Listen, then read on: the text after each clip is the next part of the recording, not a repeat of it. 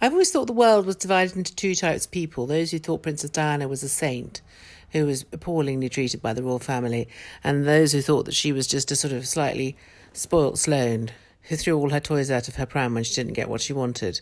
And I think that perhaps the nation is beginning to divide similarly in the case of Harry. Quite a lot of people think that he is a spoilt Sloane who hasn't got his own way and therefore is throwing all his toys out of the pram, and quite a lot of them think that he's a sort of saint, and that Meghan is also a saint, and that together they are saintly, and they must be treated with utter reverence. And anyone who says anything against them is either racist or fascist or whatever. It's just crazy.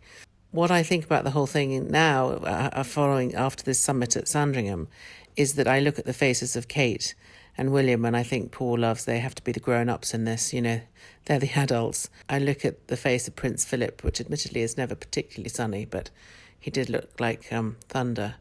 And I think that Harry's behaviour has been incredibly childish.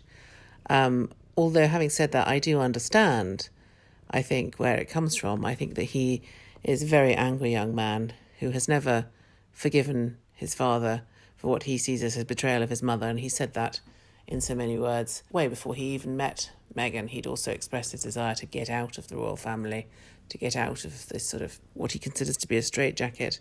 And he seems to have his mother's determination to get his own way, which, let's not forget, she was, whatever else she was, she certainly got her own way. A lot of the coverage around all this stuff has been about Meghan taking away Harry, whisking him off and, making him turn his back on his family.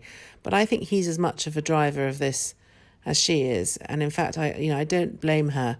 I mean, she is what she is. She's a sort of LA starlet, and, she was always going to struggle with this role. But he's different. He was born into it. And I think he has deliberately, in some ways, chosen a wife who gives him the ultimate get out, because she's not from, royal spouse background, and therefore, was always going to be potentially, calling him back to her world. And I think that they haven't given it very much time at all, but I think even if they had given it more time, I think she still would have struggled. So he seems to have got it all sewn up. So, not such a silly boy, is he?